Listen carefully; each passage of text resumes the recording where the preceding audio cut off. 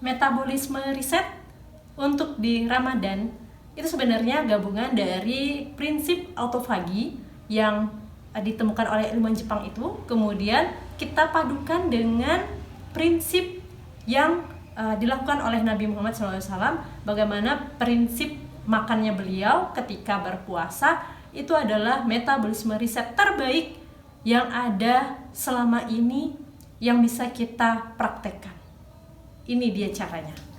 Jadi yang pertama teman-teman, kalau kalian mau Ramadan metabolisme reset, maka kalian harus mengerti ya bahwa Ramadan ini bukan hanya untuk menahan haus dan lapar, kemudian di saat berbuka kita balas dendam, ya nggak gitu juga ya. Karena kalau di agama ya kita taunya ini adalah saatnya bulan pengampunan, maka ini juga adalah saatnya untuk pengampunan atau bersih-bersih diri di dalam tubuh kita sendiri. Ya, secara mindset Ramadan ini adalah saatnya kita untuk bersih-bersih badannya kita juga. Ya, kita pakai prinsip autofagi ini. Gimana caranya?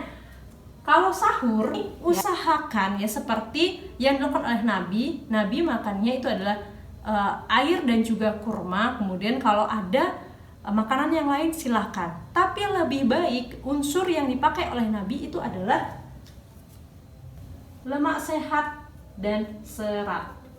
Nah, lemak sehat dan serat ini makanan yang dipakai oleh Nabi, lemak sehat dan serat. Yang terbaik memang ada unsur kurma. Ini yang paling baik. Makanan yang paling baik itu adalah kurma. Ya, karena dia mengandung lemak sehat dan serat. Untuk apa? Supaya ketika nanti beraktivitas di siang hari itu tidak cepat lelah, teman-teman ya. Prinsip sahur itu ada fulling ya. Jadi kita istilahnya isi bensin awal untuk perjalanan selama nanti puasa sampai di maghrib. Nah, kita perlu bahan makanan yang nggak cepet habis. Kalau cepet habis kan kita lelah di perjalanan. Kita harus nuntun sepeda motor, mobil, kan habis sudah bahan bakarnya. Maka kita cari bahan bakar yang dia lama habisnya, sehingga nanti ketika sampai buduk maghrib, dia bisa bertahan. Nah, itu adalah unsurnya adalah lemak sehat plus serat yang ada di dalam kurma. Apapun makanan kalian, upayakan ada kurmanya. Nah, ya. Kemudian apalagi kalau tidak ada kurma? Kalau nggak ada kurma, teman-teman bisa pakai namanya, kalau orang Indonesia itu terkenal ya, ubi apa aja, ubi singkong, ubi warna orange itu, ubi jalar. Nah, itu bisa karena karbohidrat loadingnya lama, jadi energinya lama dia untuk habisnya. Selain ubi, apa hanya ubi aja? Enggak, teman-teman. Supaya lama, kita harus kasih lemak sehat. Ubi ini serat ya, karbohidrat yang banyak seratnya. Kita kasih lemak sehatnya apa?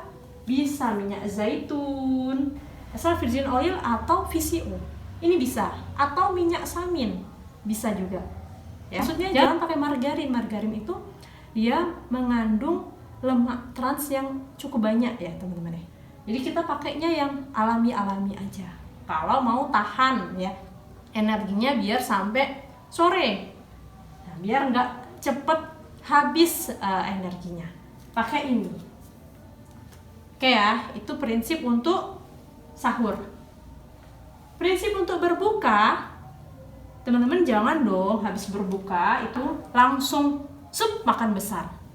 Prinsip berbuka ini kita transisi dari yang keadaan lapar ya, tubuh ini benar-benar lapar, kemudian kita switching, kita pindah dia ke pelan-pelan ke kondisi ada makanan ya. Jangan sampai perpindahan ini sewaktu pembukaan ya, waktu berbuka itu langsung menaikkan insulin. Nah, seandainya dia langsung dinaikkan insulinnya ya, makan langsung banyak, langsung sampai kenyang, maka akan terjadi gangguan metabolisme di dalam tubuh. Makanya Nabi sendiri, gimana kalau prinsipnya Nabi Muhammad SAW? Gini, jadi berbukanya itu adalah prinsipnya rehydration ya.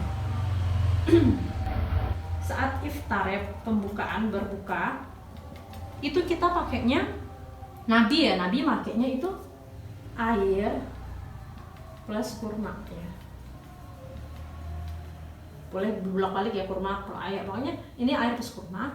Kemudian sholat ya. Ini ada jeda sekitar 10-15 menit. Ini untuk mencerna kurma ini tadi.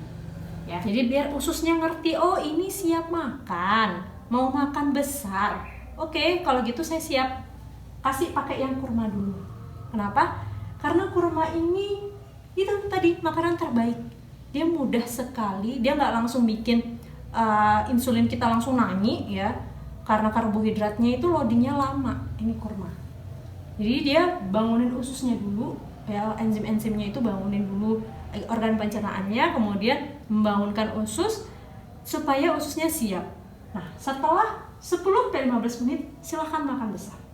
Makan besarnya ini juga ada urutannya teman-teman. Nah, ini ada urutannya. Urutannya apa? Kalau berdasarkan prinsip nubuah ya Nabi, maka yang pertama kali yang diambil itu adalah sayur dulu ya. Kalau Rasulullah itu labu ya, sayur dulu. Yang kedua urutannya adalah makan proteinnya ya. Proteinnya apa ya? Tadi kalau ada telur silakan, ikan silakan, daging silakan. Kalau Nabi kan ada daging ya kan, ada. Kemudian yang terakhir itu adalah karbohidrat. Karbohidratnya apa? Nasi lah, mie lah, atau apa kalau masanya Rasul apa gandum ya kan ya. Itu caranya supaya tidak terjadi lonjakan insulin yang terlalu tinggi. Karena penyebab dari kerusakan metabolisme itu adalah insulin yang terlalu tinggi lonjakannya, atau istilahnya insulin spike.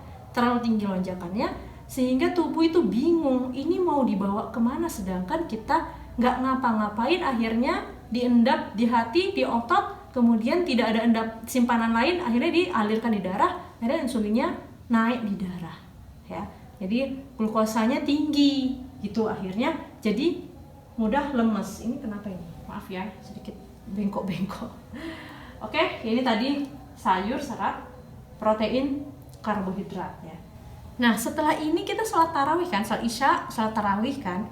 Nah, habis sholat tarawih jangan makan lagi, stop makannya, stop.